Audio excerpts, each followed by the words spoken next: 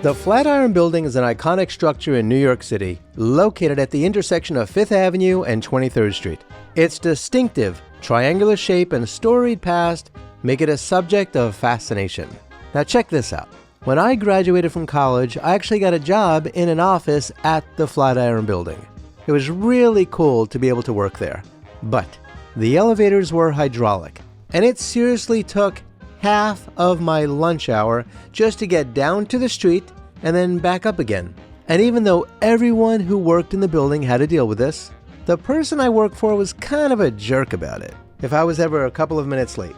And so it was then that I determined that I never wanted to have a boss ever again. So in a way, I partly owe the direction of my life to the bad experience that I had working in the Flatiron Building. But I gotta tell you, I was always fascinated by the architecture and the history.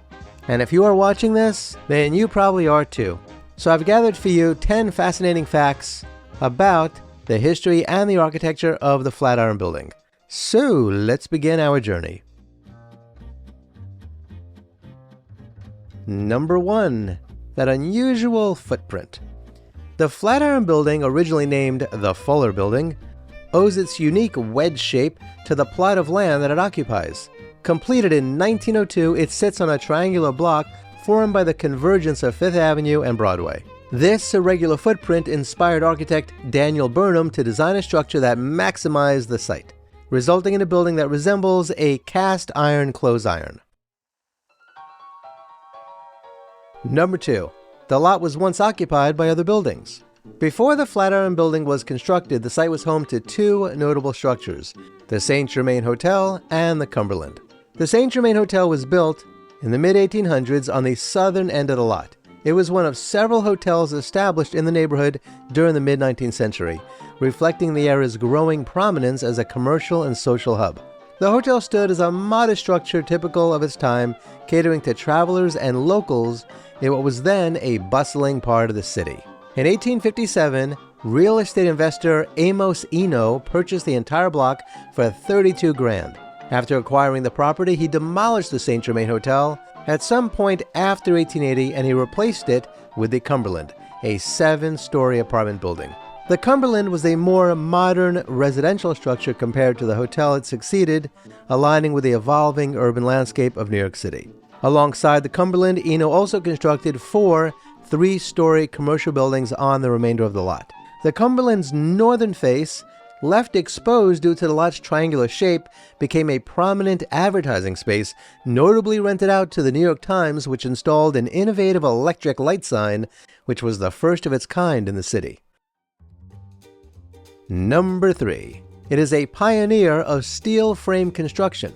You see, at the time of its construction, the Flatiron was a trailblazer in skyscraper design. Standing 22 stories tall, which translates to 285 feet, it was one of the first buildings to use a steel skeleton frame, which was a revolutionary technique that allowed for greater height and stability. This innovation, paired with its limestone and terracotta facade, set a precedent for the skyscrapers that would soon dominate New York's skyline. Daniel Burnham crafted a dazzling building, blending Renaissance Revival elegance with Beaux-Arts flair. The facade brimmed with intricate carvings and sculpted terracotta, leaving scarcely an inch unadorned. Rising from a sturdy limestone base, the structure ascended to its richly detailed terracotta crown with ornamental flourishes shaped by a gentleman named Frederick P. Dinkelberg, who was one of the talented men on Burnham's team. And so the Fuller Building shot skyward with astonishing speed. Its foundation was set on March 3rd, 1902, and just 4 months later, the roof was hoisted into place. And so by August 1st, only 9 months after the first shovel hit the dirt, the building stood complete. The chances of anything like that ever happening again is pretty slim. Number 4.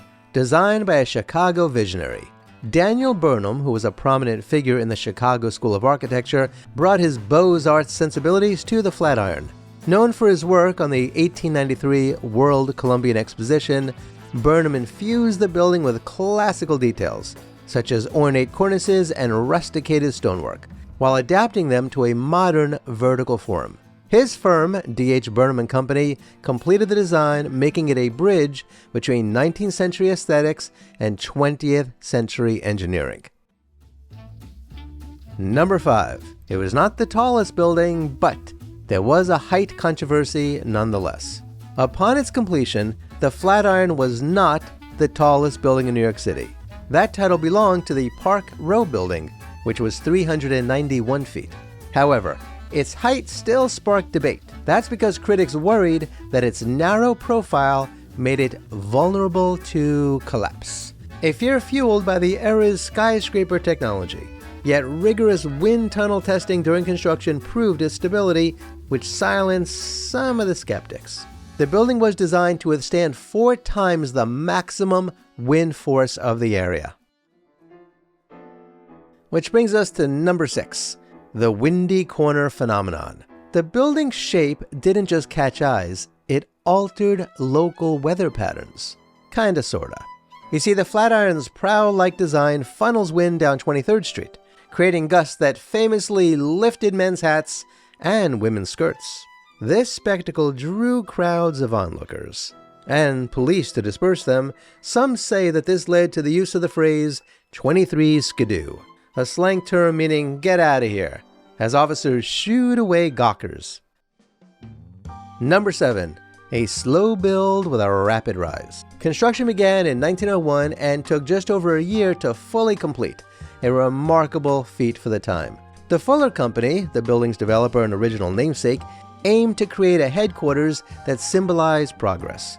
Named after George A. Fuller, a pioneer in skyscraper construction who died before its completion, the building was a tribute to his legacy, though the Flatiron moniker quickly overshadowed its official name. Number 8. An early mixed-use masterpiece. The Flatiron was designed with versatility in mind. Its lower floors housed retail spaces, while upper levels were leased as offices.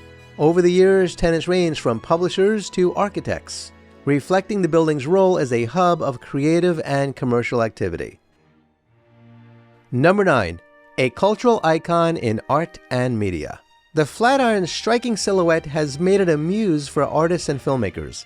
In fact, photographer Alfred Stieglitz immortalized it in his 1903 work, The Flatiron, capturing its moody elegance in snow. It's also appeared in countless films, from Spider-Man as the Daily Bugle to Godzilla, cementing its status as a visual shorthand for New York City. Number 10. A landmark with a modern twist. Designated a New York City landmark in 1966 and added to the National Register of Historic Places in 1979, the Flatiron's historical significance is undeniable, but it is not frozen in time. In October of 2023, the building's owners announced that it would be converted to residential condominiums. The project is planned to be completed by 2026. And so the Flatiron building remains a captivating blend of form, function, and history. From its steel bones to its windswept corners, it tells a story of innovation, resilience, and cultural resonance. A true New York original that continues to inspire awe over a century after it was built. So, what do you think of the Flatiron building? If you were fresh out of college like I was, would you want to work there and deal with those hydraulic elevators? Trust me, it was no thrill. Or better yet, if you are rolling in dough, would you want to live in one of the condominiums that they're building in that building? Please share your thoughts in the comments below. I wonder if they'll replace the elevators. Kindly remember to like, share, and subscribe, and hit the notification bell. Please check out the links below to learn how to support my research and productions. Kindly be kind to all of our fellow Earthlings, and please do not harm them. And do yourself a favor and go to a local shelter and adopt a cat or a dog or both. You and they will be very glad that you did. Until next time, I wish you safe travels on all your journeys.